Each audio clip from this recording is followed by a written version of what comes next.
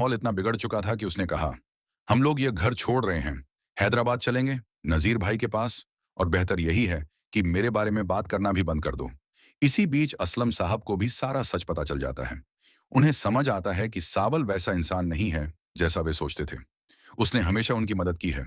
उन्हें यह भी पता चलता है कि सावल सेठ दाऊद के लिए काम करता है और हर छोटी बड़ी बात की जानकारी रखता है। इसलिए असलम साहब सावल से मिलने जाते हैं और पूरी स्थिति बताते हैं। सावल उन्हें चेतावनी देता है। सेठ दाऊद ने साफ कह दिया है कि न तो वह तुम्हें छोड़ेगा और न पिया को।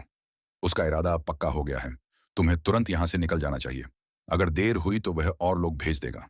असलम यह सुनकर तुरंत घर लौटते हैं।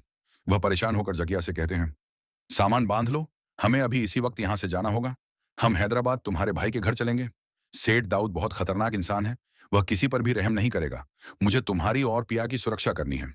जकिया हैरान होकर पूछती है, अच्छा, ये सब क्यों हो रहा है? हम क्यों जा रहे हैं? असलम उदासी में जवाब देते हैं, अभी बताने का समय नहीं है। वहां पहुंचकर सब स्पष्ट कर दूंगा। लेकिन जकिया चिंतित होकर कहती है, मैं तो जाने के लिए तैयार हूं, मगर पिया, जो उसके साथ हुआ, वह जाने के लिए कैसे राजी होगी? असलम कहते हैं, तुम्हें उसे समझाना होगा। यही हमारी सुरक्षा है। जब असलम पिया के कमरे में आते हैं और कहते हैं, अपनी चीजें सजा लो, हम यहां से जा रहे हैं, तो पिया गुस्से में फट पड़ती है। मैं तुम्हें कभी माफ नहीं करूंगी। तुमने मेरे और मेरी माँ के साथ जो किया, उसकी सजा कौन देगा? मेरी माँ इस दुनिया से क्यों चली गई? इसका जिम्मेदार तुम हो या कोई और? मैं तुम्हें कभी माफ नहीं करूंगी।